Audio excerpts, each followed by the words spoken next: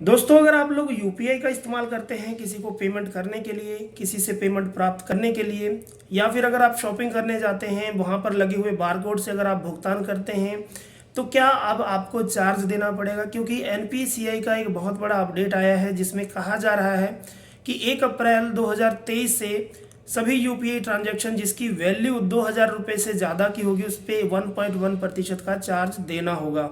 तो ऐसी न्यूज़ है, और इस न्यूज़ के आने के बाद जितने भी लोग यूपीआई का इस्तेमाल करते हैं कहीं ना कहीं चिंता का विषय है, क्योंकि आज के समय में सभी लोग यूपीआई का इस्तेमाल करते हैं। चाहे शॉपिंग करना हो, चाहे कुछ ऑर्डर करना हो, चाहे खाना ऑर्डर करना हो, चाहे आपने पेट्रोल डलवाना हो, चाहे कुछ भी करना हो, आज के समय में हम यूपीआई का इस्तेमाल हर जगह पर करते हैं। तो ऐसे में क्या हमें अब हर एक यूपीआई ट्रांजेक्शन के बदले में चार्ज देना पड़ेगा? तो ये बात मैं यहाँ पर क्लियर करने वाला हूँ। तो देखिए दोस्तों, जो ये चार्ज लगा है ये लगा है वॉलेट्स के ऊपर। अगर आप फ़ोन पे, पेटीएम का वॉलेट यूज़ करते हैं और अपने बैंक अकाउंट से अपने वॉलेट में मनी ऐड करते हैं और अपने वॉलेट से कहीं स्टोर पर या फिर किसी जगह पेमेंट करते हैं और उस पेमेंट की अमाउंट 2000 रुपये से ज़्यादा की होती है, तो अब आपको 1.1% का चार्ज देना होगा। तो ये हो गई पहली बात।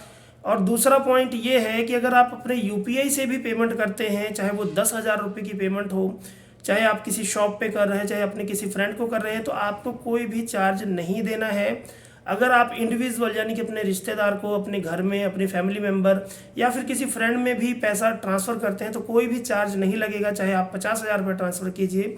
लेकिन अगर आप किसी मर्चेंट पे या फिर किसी दुकान पे अगर आप उसके कार्ड के थ्रू पेमेंट करेंगे, जो स्कैनर लगा होता है, बार कोड लगा होता है, उस पर स्कैन करके पेमेंट करेंगे, तो आपके यहाँ कोई भी चार्ज नहीं लगने वाला है। जो सारा का सारा चार्ज रहेगा वो दुकानदार को पे करना पड़ेगा।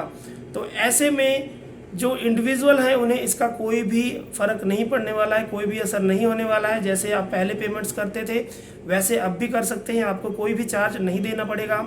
चार्ज केवल लगेगा वॉलेट्स के ऊपर। अगर आप अपने वॉलेट से पेमेंट करते हैं, वॉलेट से पेमेंट करने के लिए सबसे पहले आपको अपने बैंक अकाउंट से पैसा अपने वॉलेट में ऐड करना पड़ेगा, और उसके बाद अगर आप भुगतान करते हैं तो आपको उसके बदले में चार्ज देना होगा। और दूसरा, अगर आप गिफ्ट कार्ड जो है वो रिडीम करते हैं तो उसमें आपको जैसे चार्ज देना पड़ता है, ठीक उसी प्रकार से अब आपको यूपीआई ट्रांजैक्शन में भी चार्ज देना पड़ेगा। और इसका सबसे बड़ा नुकसान होने वाला है शॉपकीपर्स को, दुकानदार को, जिन लोगों ने अपनी दुकान के बाहर बारकोड लगाए हैं। अगर आप वहाँ पर ट्रांसफ़र करने जाएंगे 2000 से ज़्यादा की अमाउंट, तो हो सकता है वो आपसे एक्स्ट्रा पैसे की डिमांड करे, क्योंकि अपना नुकसान कोई भी नहीं कराएगा। ऐसा आप लोगों ने क्रेडिट कार्ड के केस में भी देखा होगा कि जब आप क्रेडिट कार्ड से भुगतान करते हैं तो दुकानदार आपसे कुछ अलग एक्स्ट्रा मनी की डिमांड करता है, एक्स्ट्रा पैसे मांगता है, क्योंकि उनका जो ट्रांजैक्शन चार्ज है वो दुकानदार को पे करना पड़ता है। तो कुल मिला के दोस्तों, ये अपडेट इंडिविजुअल के लिए बिल्कुल भी इफेक्टिव नहीं है, इसका कोई भी असर आप लोगों को नहीं होने वाला है।